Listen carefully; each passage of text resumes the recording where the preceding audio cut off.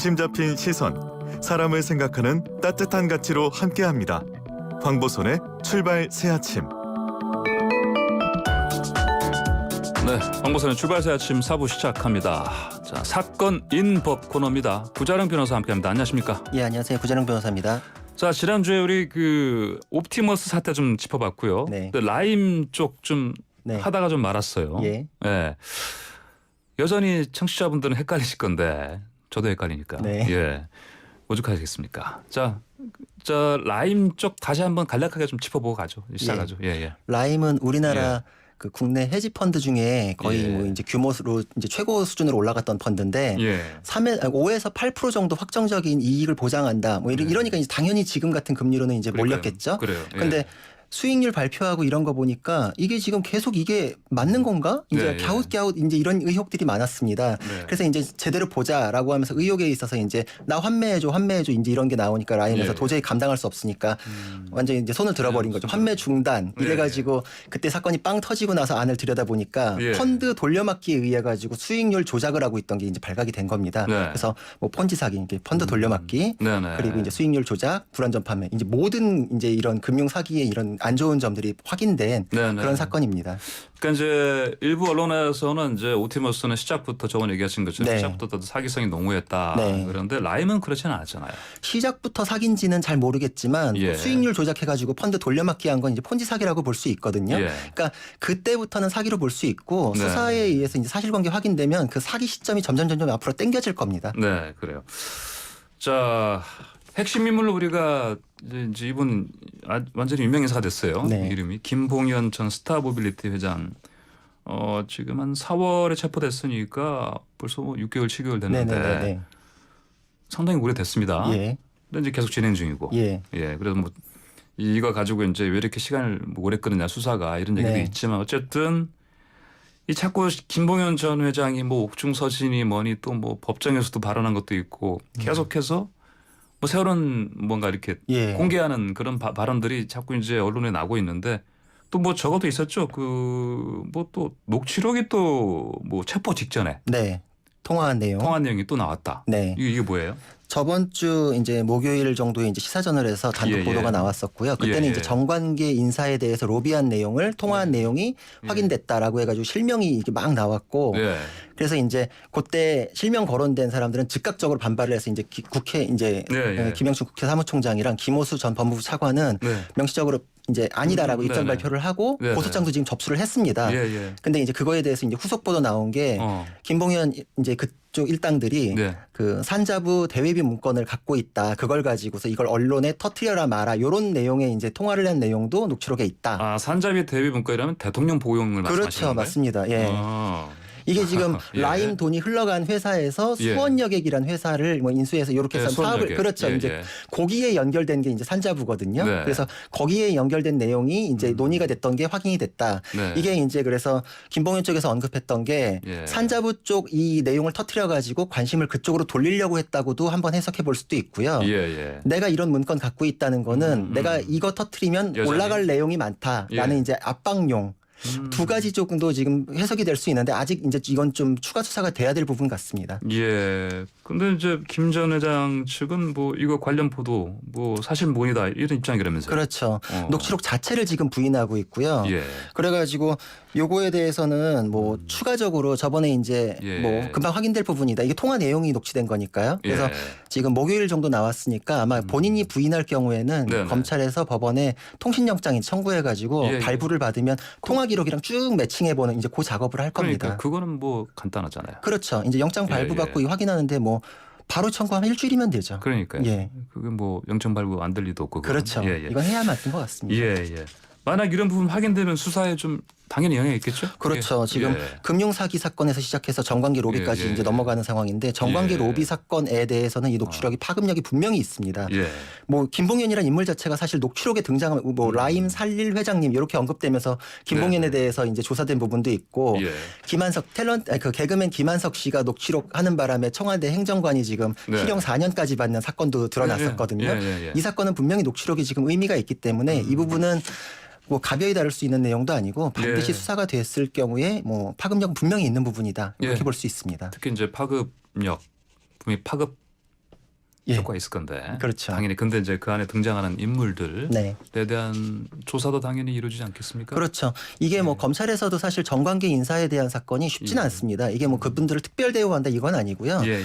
수사가 정치적인 이런 내용으로 엮여진다라고 이제 의혹을 받게 될 경우에 수사 자체가 정당성을 상실해서 엎어질 수가 있거든요. 예. 그래서 녹취록이 일단 진짜냐, 예. 다른 이제 아까 통신영장 이런 거 했지만 이제 그거랑 맞춰보고 예, 예. 그리고 김봉현이 자기 측근들에 대해서 위세를 과시하기 위해서 혹시 거짓말한 건 아니냐 뭐 이런 거를 먼저 작업을 할 겁니다. 그래서 예. 먼저 수사를 했을 때 요거까지도 이제 관문을 통과했다라고 하면은 이 녹취록에서 파생된 증거들을 수집해가지고 예. 정관계 인사들 소환하는 작업을 분명히 거치게 될 겁니다.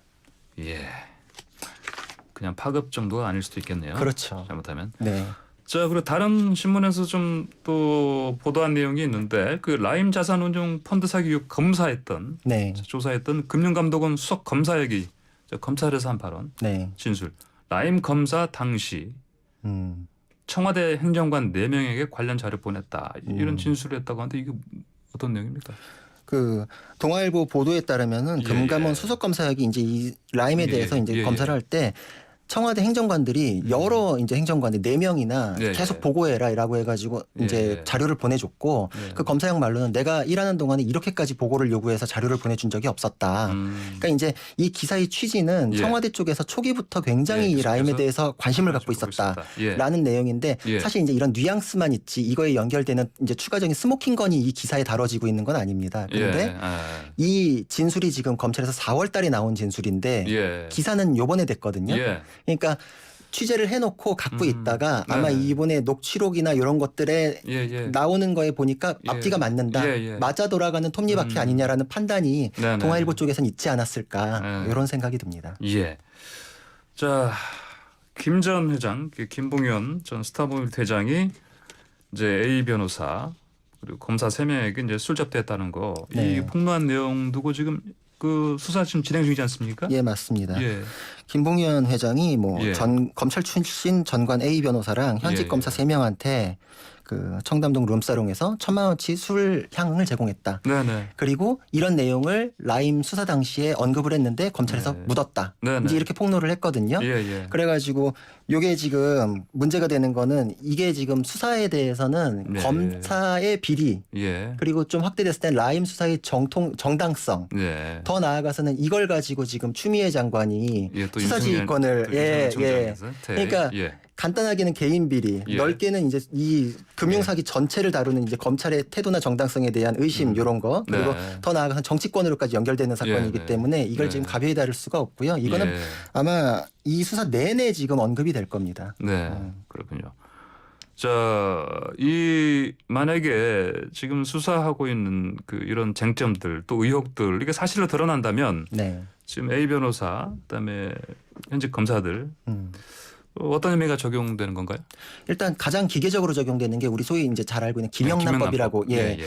그거는 이제 직무 관련성이 필요가 없거든요. 네. 일정 금액만 넘어가면은 무조건 네. 적용되기 때문에 네, 네, 네. 이 뇌물이나 이런 이제 금액으로 딱 따질 수 없는 거는 네. 그 술값을 그 당시에 술 먹은 사람 n분의 1로 계산을 합니다. 그래요. 근데 이거는 뭐 4명 5명 정도가 먹은 것 같은데 예. 무조건 200만 원 이상은 지금 되는 상황이거든요. 이 언급에 그러니까요. 의하면. 예, 예. 그럼 이제 김영란법 적용은 만약에 이제 그런 자리가 있었다는 네. 게 확인되면 예. 김영란법 적용은 당연히 되고요. 다만 그리- 대가성 부분에서 그렇죠. 그래서 되겠죠? 그렇죠. 그래서 예. 이 사람이 그때 수사 예. 맡고 있던 게 뭐였냐, 직무 관련성을 따지는 부분이 이제 뇌물죄로 번져갈 수 있는 이제 연결고리가 될 겁니다. 예, 그러니까요. 자, 김봉현 전 회장이 또 근데 이런 상황에서 소송 전 또 다른 또 소송 또 한다면서요? 네, 맞습니다. 뭡니까 이거?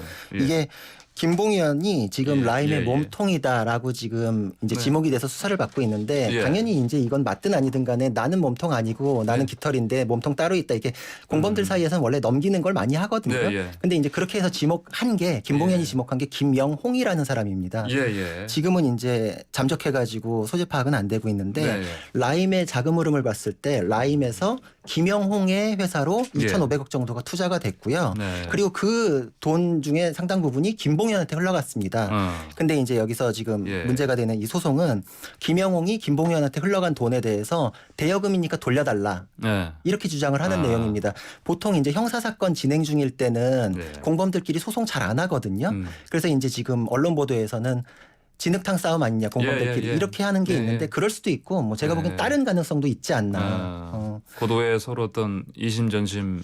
그렇죠. 이게 지금 처음에 언론 보도된 내용을 한번 따라가 보면은 이 자금 흐름은 방금 설명드린 대로 라임에서 이게 쭉 흘러간 게 김봉현은 지금 자기가 깃털이라 그러잖아요. 근데 몸통에서 깃털로 흘러가가지고 거기서 꽂혔다라는 거는 김봉현 주장하고 맞아떨어지지가 않잖아요. 그러니까 김영웅 씨 같은 경우에는 김봉현이 자기를 지금 몸통이라고 지목을 하고 있으니까 그래 그럼 네 주장대로 한번 보자. 그럼 이 돈 돌려다오라고 했을 때 돈 돌려받으면 좋고 이 과정에서 이건 내가 보유하는 돈이 맞다라고 주장하기가 이제 어려워지겠죠. 모순점이 생기니까. 그런 이제 모순점을 유발시켜 가지고 입을 막고 뭐 돈 회수하고 이제 일거양득될 수 있지 않나. 이럴 경우에는 이제 금전적인 부분까지 생각한 공범들 사이의 진흙탕 싸움이다. 이제 언론 보도된 부분이랑 좀 맞아떨어지게 해석하면 이제 그런 의견이 하나 있을 수 있고요. 제가 보기에는 이제 두 번째 가능성도 이제 굉장히 좀 이제 의미가 있겠다 싶은 게 이게 지금 대여금이라고 주장을 하는데 이게 9일 날 언론 보도에서는 검찰에서 수상한 자금 흐름이다라고 먼저 보도가 나왔거든요. 그때는 이 자금 흐름에 대해서 아무도 설명을 안 했었는데 12일 날 한 3, 4일 뒤에 이거 대여금이니까 청구하겠다라고 소송이 이제 제기가 된 겁니다. 이럴 경우에는 사실 이 수상한 자금 흐름에 대해서는 대여금이 아닐 수도 있겠다라는 의심이 좀 드는 부분이 있습니다. 이게 순식간에 이제 되게 신속하게 넘어갔고요, 자금이. 그리고 넘어간 자금이 현금으로 이체되거나 이래서 꼬리표가 잘려가지고 자금 흐름이 지금 추적이 안 되는 부분들이 상당 부분 있습니다. 그러니까 이게 지금 계좌 흐름 자체가 좀 의심스러운데 이 부분은 혹시 대여금이 아니고 업무상 횡령이나 배임으로 의심받을 부분이니까 이걸 지금 두 사람이 척하면 척이니까 대여금 소송을 제기해서 만약에 판결이 그렇게 대여금이다라고 나면 그럼 업무상 횡령에 대한 수사 자체가 이제 디펜스하는 증거들이 막 만들어지는 거거든요. 민사소송에서. 그러니까 민사소송은 원래 당사자들이 주장한 내용대로 판단을 하는 게 원칙이기 때문에 그런 내용으로 내가 유리한 증거 만들어서 검찰 수사를 무력화시키겠다. 이런 이제 이럴 경우에 이제 진흙탕 싸움이 아니라 이제 고도의 소송 전략이라고 볼 수 있죠. 이거 다음 주에도 이거 라임 계속 또 들여다 봐야겠는데 이거. 네, 알겠습니다. 오늘 말씀 잘 들었습니다. 감사합니다. 예, 감사합니다. 네, 지금까지 구자룡 변호사와 함께했습니다.